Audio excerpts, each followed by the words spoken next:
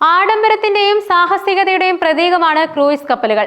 യാത്രക്കാർക്ക് സമുദ്രത്തിലൂടെയുള്ള ആവേശകരമായ അനുഭവങ്ങൾ സമ്മാനിച്ച് ഒഴുകി നീങ്ങുന്ന ഈ നക്ഷത്ര ഹോട്ടലുകൾ പലരുടെയും സ്വപ്നയാത്രകളാണ്. എന്നാൽ പ്രകൃതിയുടെ ശക്തിക്ക് മുന്നിൽ ഈ കൂറ്റൻ കപ്പലുകൾ പോലും ദുർബലമാണെന്ന് നമ്മൾ ചിന്തിച്ചേക്കാം, പ്രത്യേകിച്ചും സുനാമി പോലുള്ള ഭീഷണമായ സാഹചര്യങ്ങളിൽ. എന്നാൽ യഥാർത്ഥത്തിൽ ഇതിന് വിപരീതമാണ് സംഭവിക്കുന്നത്. ഒരു സുനാമി മുന്നറിയിപ്പ് ലഭിച്ചാൽ ക്രൂയിസ് കപ്പലുകൾ തുറമുഖങ്ങളിൽ നിന്നും ആഴക്കടലിലേക്ക് നീങ്ങാനാണ് നിർദ്ദേശിക്കപ്പെടുന്നത്. ഇത് പലർക്കും ആശയക്കുഴപ്പം ഉണ്ടാക്കിയേക്കാം, എന്നാൽ ഇതിന് പിന്നിൽ കൃത്യമായ ശാസ്ത്രമുണ്ട്. സാധാരണയായി സുനാമി എന്ന് കേൾക്കുമ്പോൾ നമ്മുടെ മനസ്സിൽ വരുന്നത് ഭീമാകാരമായ തിരമാലകൾ കരയിലേക്ക് ആഞ്ഞടിക്കുന്ന ചിത്രമാണ്.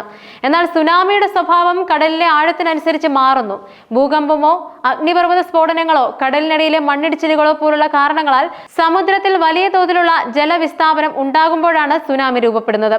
ഈ ജലവിസ്ഥാപനം ഒരു വലിയ ഊർജത്തെ സൃഷ്ടിക്കുകയും അത് തിരമാലകളായി എല്ലാ ദിശകളിലേക്കും സഞ്ചരിക്കുകയും ചെയ്യുന്നു. ആഴക്കടലിൽ സുനാമി തിരമാലകൾക്ക് നമ്മൾ സങ്കല്പിക്കുന്നത് പോലുള്ള ഭീമാകാരമായ രൂപം ഉണ്ടായിരിക്കില്ല. 180 അടിയിലധികം ആഴമുള്ള സമുദ്രത്തിൽ സുനാമി തിരമാലകൾക്ക് സാധാരണ തിരമാലകളെ അപേക്ഷിച്ച് നീളം വളരെ കൂടുതലായിരിക്കും. എന്നാൽ അവയുടെ ഉയരം വളരെ കുറവായിരിക്കും. ചിലപ്പോൾ 1 മീറ്ററിൽ താഴെ മാത്രം. ഒരു ജെറ്റ് വിമാനത്തിന്റെ വേഗതയിൽ ഏതാണ്ട് മണിക്കൂറിൽ 500 മുതൽ 600 മൈൽ സഞ്ചരിക്കുന്ന ഈ തിരമാലകൾക്ക് ഒരു കപ്പലിന് മുകളിലൂടെ കടന്നു പോകുമ്പോൾ ഒരു ചെറിയ തിരമാലയായി മാത്രമേ അനുഭവപ്പെടുകയുള്ളൂ. ആഴക്കടലിൽ സുനാമിയുടെ ഊർജ്ജം ഒരു വലിയ സ്ഥലത്ത് വിതരണം ചെയ്യപ്പെടുന്നത് കൊണ്ട് അതിന്റെ ആഘാതം വളരെ കുറവായിരിക്കും. അതുകൊണ്ടാണ് ആഴക്കടലിൽ ഒരു കപ്പലിന് സുനാമി ഒരു ഭീഷണി അല്ലാതായി മാറുന്നത്. എന്നാൽ ഈ തിരമാലകൾ തീരപ്രദേശങ്ങളിലേക്ക് അടുക്കുകയും വെള്ളത്തിന്റെ ആഴം കുറയുകയും ചെയ്യുമ്പോൾ കഥ മാറുന്നു. ആഴം കുറഞ്ഞ വെള്ളത്തിൽ സുനാമിയുടെ വേഗത കുറയുന്നു, എന്നാൽ ഊർജം മുഴുവൻ ഒരിടത്തേക്ക് കേന്ദ്രീകരിക്കപ്പെടുകയും തിരമാലയുടെ ഉയരം ഗണ്യമായി വർദ്ധിക്കുകയും ചെയ്യുന്നു. കടൽ തീരത്തെത്തുമ്പോഴേക്കും ഈ തിരമാലകൾ ഭീമാകാരമായ ജലഭിത്തികളായി മാറുന്നു.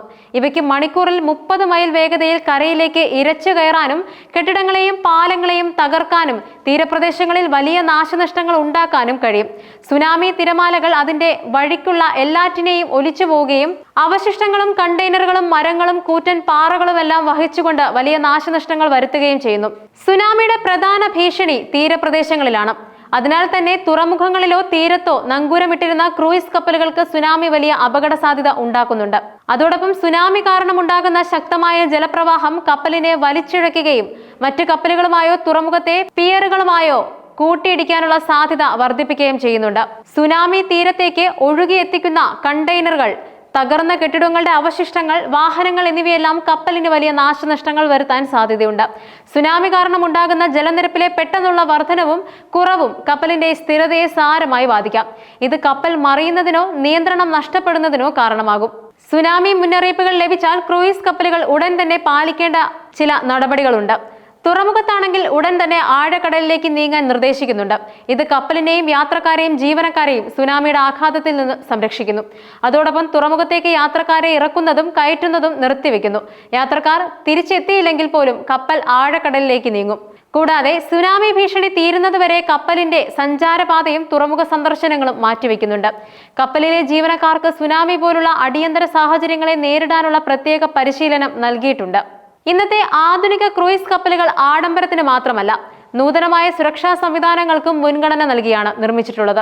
ഉപഗ്രഹ നിരീക്ഷണ സംവിധാനങ്ങൾ, തത്സമയ കാലാവസ്ഥാ അപ്ഡേറ്റുകൾ, സുനാമി മുന്നറിയിപ്പ് ശൃംഖലകൾ എന്നിവയെല്ലാം ഉപയോഗിച്ച് കപ്പലുകൾക്ക് ഇത്തരം പ്രകൃതി ദുരന്തങ്ങളെക്കുറിച്ച് കൃത്യമായ വിവരങ്ങൾ ലഭിക്കുന്നു. ഇത് പെട്ടെന്നുള്ള തീരുമാനമെടുക്കാൻ സഹായിക്കുന്നുമുണ്ട്. സുനാമി മുന്നറിയിപ്പുകൾ ലഭിക്കുമ്പോൾ ക്രൂയിസ് കപ്പലുകൾ തീരത്തു നിന്നും ആഴക്കടലിലേക്ക് നീങ്ങുന്നത് യുക്തിസഹവും ശാസ്ത്രീയവുമായ ഒരു സുരക്ഷാ തന്ത്രമാണ്.